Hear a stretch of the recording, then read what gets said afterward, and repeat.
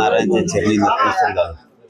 महंत गुरुवर्य शिवाजी महाराज यांच्या चरणी नतमस्तक झालोय. आज पूजा केली.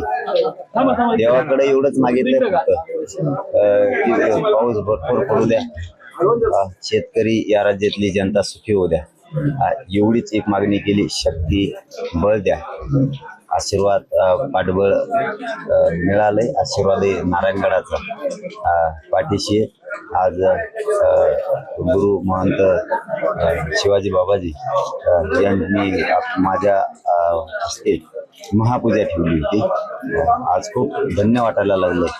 आज खूप मोठा जीव झालाय आणि खूप आशीर्वाद पण मिळालाय.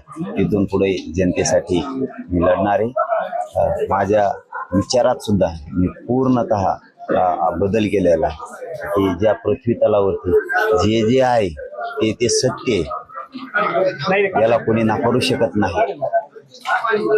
मराठा आरक्षणाच्या भावनाचं आज पंढरपूरमध्ये मुख्यमंत्र्यांच्या हस्ते उद्घाटन होते. काय प्रतिक्रिया काय होतंय? मराठा समाजाच्या भवनाचं जे आहे त्यात उद्घाटन होतंय पंढरपूरमध्ये मराठा भवन म्हणून मुख्यमंत्र्यांच्या हस्ते उद्घाटन होतंय. ते त्यांचं कामच आहे. आरक्षणाचं उद्घाटन व्हायला पाहिजे. काय समाजाला नादी लावायचा खेळ थोडा आहे. हे केलं ते केलं, ते कर्तव्यच आहे, ते करतायत. मराठ्यांना आरक्षण पाहिजे हा विषय आमच्यासाठी महत्वाचा आहे आणि शिंदे साहेब देतील मराठ्यांना आरक्षण.